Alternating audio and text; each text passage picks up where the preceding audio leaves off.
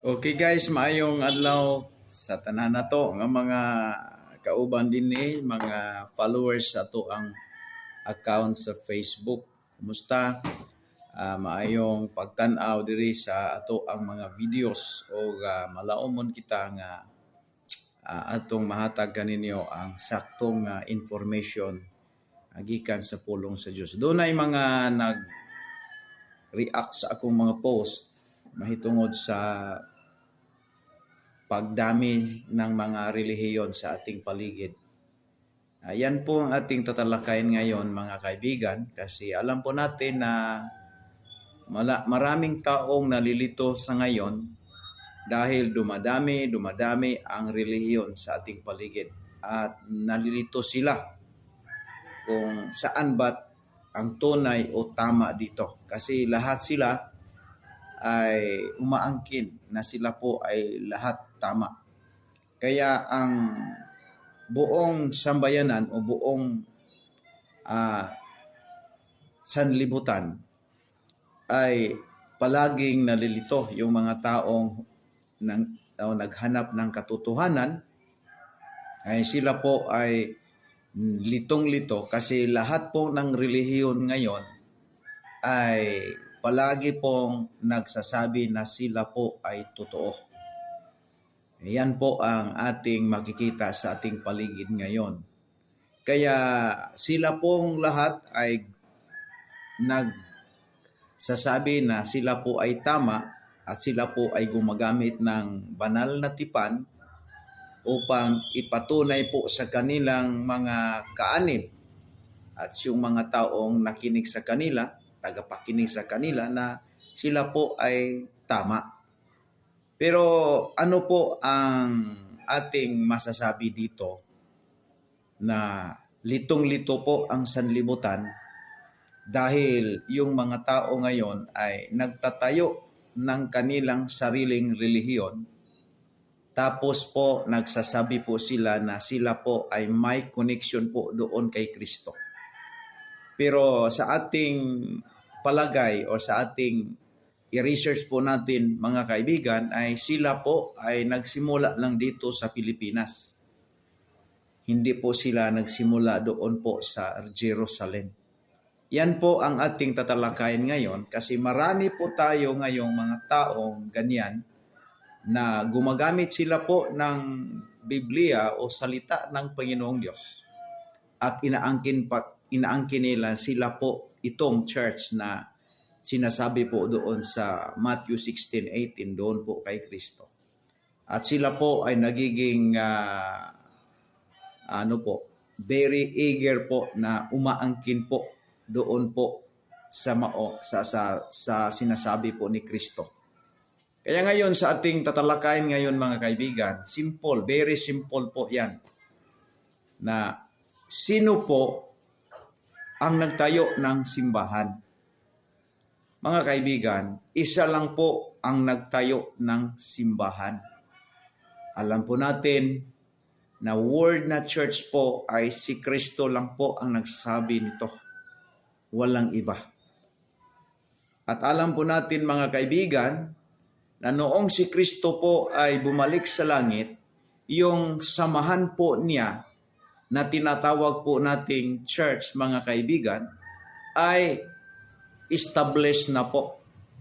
I-prove ko sa inyo na ang church po na itinayo ni Kristo, hindi po ito na-establish doon sa Day of Pentecost. Kasi sa Day of Pentecost po mga kaibigan, wala na po doon si Jesus Christ. Wala na po doon si Jesus Christ. Papaano ito na ma-establish na yung nagtayo ay wala na doon? So malaking kalokohan po yan mga kaibigan sa mga taong naniniwala na ang establishment po sa church ay doon po sa Day of Pentecost. Malaki po itong kasinungalingan. Ito po ang ating masasabi sa inyo. Kasi si Kristo po ang nagtayo, hindi po si Pedro, hindi po yung mga apostol. Alright? So alam po natin mga kaibigan na si Kristo po ay nagsasabi doon sa Matthew 16:18 nga, Peter, upon this rock, I will build my church. Yung ginagamit po niya doon, I will for the future po mga kaibigan. Kasi yung church po ay isa po itong samahan na bawat isa sa kanila ay mayroon po itong buong paniniwala na si Kristo po ang tagapaligtas sa kanila. At ang mga tao na ang mga tao po na yung samahan po yun ay naniniwala po na ang kaligtasan po sa kanila ay doon po sa kamatayan ni Kristo. Hindi po yun sa sarili nilang gawa, hindi po yun sa kanilang tradisyon at iba-iba pang mga seremonial mga kaibigan, kundi po ang church po na totoong itinayo ni Kristo, ang kanila pong paniwala o kanila pong pinagpatiwalaan sa kanilang kaligtasan, kung kaligtasan ng pinag-usapan, ay doon po sa kamatayan ni Kristo. Yung pagsasabi po ni Kristo doon, Peter, upon this rock I will build my church, kasi noong panahon po yan, sa pagsasabi po ni Kristo, ay hindi pa po siya naka-experience po ng physical na kamatayan. But yung samahan po niya ay existing na po. Alam po natin mga kaibigan na yung samahan po ni Kristo, yung church po, yung birth of the church, hindi po yun nangyari doon sa Day of Pentecost. Nangyari po mga kaibigan, yung birth of the church doon po sa Sea of Galilee. After po na si Kristo ay binabautismuhan ni John the Baptist. Kasi alam po natin mga kaibigan na yung church na itinayo ni Kristo ay mayroon pong dalawang ordinansa po na binigay po ni Kristo sa kaniyang church. Alam po natin mga kaibigan na yung unang-unang ordinansa po ay itinatawag po itong bautismo po sa tubig. Na doon po kay John the Baptist po, siya po ay nagpabautismo po. Doon po kay John the Baptist. At ikalawa pong ordinansa na ibinigay po ni Kristo sa kaniyang Ecclesia, yung Lord's Supper po yan. Yung dalawang ordinansa po ay isa po itong pangyayaring maganap sa buhay po ni Kristo na siya ay kailangang patayin upang ang buong sanlibutan ay maliligtas kung sila po ay maniwala sa kanyang gagawin doon po sa krus ng Kalbaryo. So yung birth of the church po ay doon po nagsimula sa Sea of Galilee. Kasi alam po natin mga kaibigan ng Ecclesia, tinatawag po itong called out assembly. Isa po itong mga taong tinatawag ng Diyos upang maglingkod sa Kanya. Yan po ang ibig sabihin po yung Ecclesia sa Griego, nasa English po ay church at sa Visayan language is simbahan. Isa po itong samahan ng mga taong tinatawag ng Panginoong Diyos upang maglingkod po kay Kristo. At doon po natin makikita sa Matthew chapter 4, verse 19, yung si Kristo po ay naglalakad doon po sa Sea of Galilee at saka nakikita po niya doon ang dalawang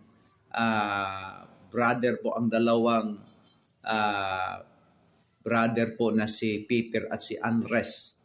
At doon po niya tinawag, "Follow me, and I will make you fishers of men." That is the beginning of the church. That is the birth of the church po. Yan. At ang pag-organize po ni Kristo sa kanyang samahan ay na-organize po ito doon po na si Kristo po ay nandito sa mundo. Pero wala pa po silang Holy Spirit po noon. After po na si Kristo po ay pinatay, sa John 20, 21 to 20 po, yung 20 to 20, John 20, 21 to 22, mga kaibigan, kung yung basahin pong talata nang nakalagay doon na yung 11 disciple po, ay nakatanggap po sila ng Holy Spirit. Yan po, hindi pa nangyari mga kaibigan ang Day of Pentecost.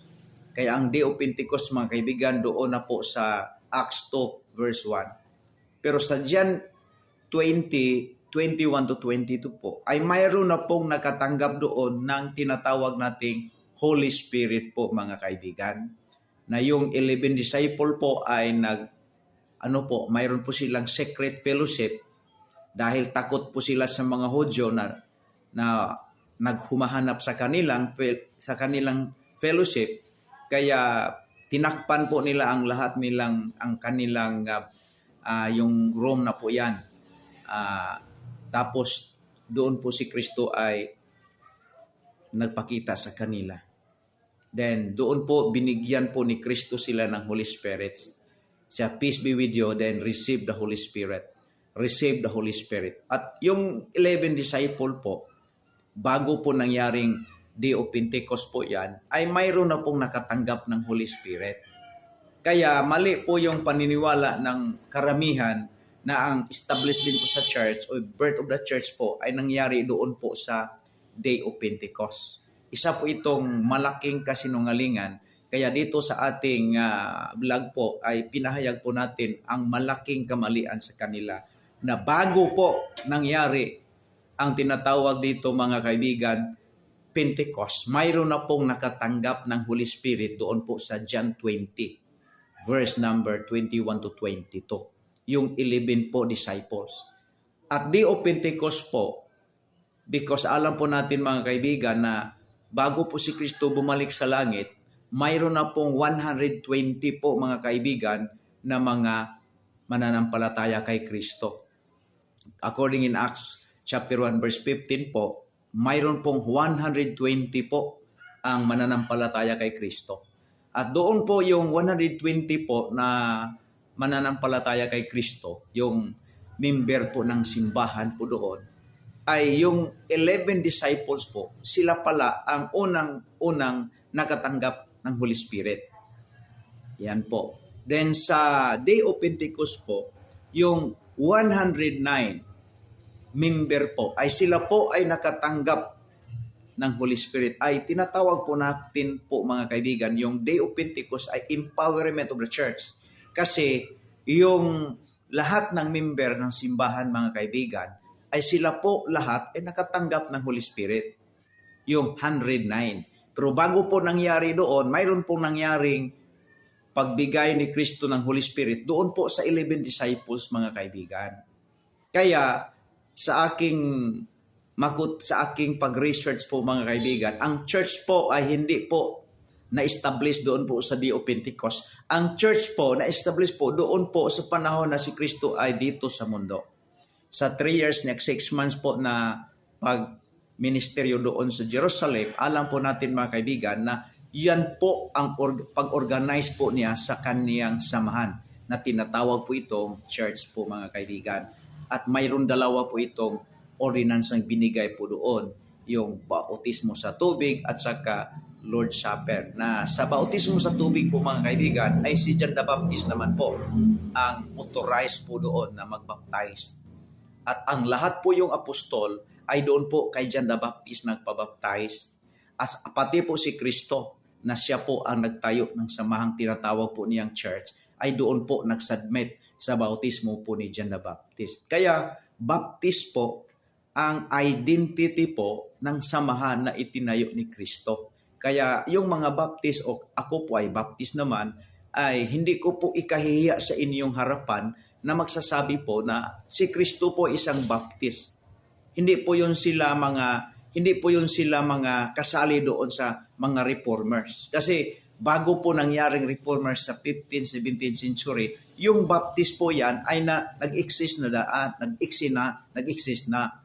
Paano po makasali po doon na bago po nangyari ang seven cardinals nagprotesta po doon sa Katolisismo, yung baptist po yan ay nag-exist na. O paano ito mangyari mga kaibigan? So yan po ang malaking kamalian sa lahat ng mga baptist po na nag-asa o na naniniwala na ang baptist ay kasali po doon. Mali po yan. Kaya yung mga statement po ni Sir Isaac Newton at lalo-lalo pa na po ng mga cardinals po na nagsasabi doon na yung baptist po yan, ang sila po ang pinag-usig ng Roman religion. Sila po ang pinatay bago po nangyari ang Reformation. Yung baptist po yan ay nag-exist na mga kaibigan. Kaya yan po ang ating matinding pag-aaral dito kasi Alam po natin mga kaibigan na yung buhay po natin sa mundo ay iisa lang ito. Bago po ito magwakas dito, kailangan po nating malalaman ang buong katotohanan mga kaibigan. Bilang isang Baptist pastor po ay nagsasabi sa inyong harapan na hindi po makapagligtas ang Baptist. Yung grupo namin, hindi po yun makapagligtas mga kaibigan, unlike sa mga relihiyon ngayon na itinayo ng mga tao na sila po ay matindi, sila pong nagsasabi na sila po ay maligtas sa kanila kung ikaw ay umaanib sa kanilang samahan. Isa po itong malaking kalokohan. Iba-iba naman ang kanilang pangalan ng kanilang relihiyon, pero that is the common denominator po kung sa pagdating ng kaligtasan ng pinag-usapan. Kailangan po umanib sa kanila. Yan po ang maling-mali. Pero ang Baptist po ay isa po itong samahan na wala pong pinagkatiwalaan namin sa aming kaligtasan po ay si Kristo lang. Kasi yan naman ang sinasabi po ni Kristo doon po sa kanilang alagad, sa kaniyang alagad noon, sa kaniyang mga alagad noon na i-preach po ang mabuting balita. Ang kaligtasan po namin ay hindi po yon sa aming samahan. Ang kaligtasan po namin ay nandoon po sa nagtayo ng samahan na si Kristo Jesus po. Kung ikaw ay maniwala sa Kanya, maliligtas ka. Kasi alam po natin mga kaibigan, iba-iba po yon ang aming message. Unlike sa mga relihiyong tinayo ng mga tao dito sa mundo.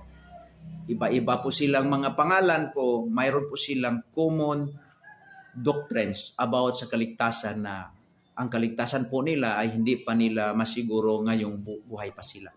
Yan po ang malaking kalokohan ng dyablo sa ating kapanahon. Kaya kailangan pong mag-research po tayo. Kaya yan po ang aking encourage sa bawat isa sa atin na dapat po tayong matuto ng buong katotohanan. Okay po, maraming salamat sa panood. To God be the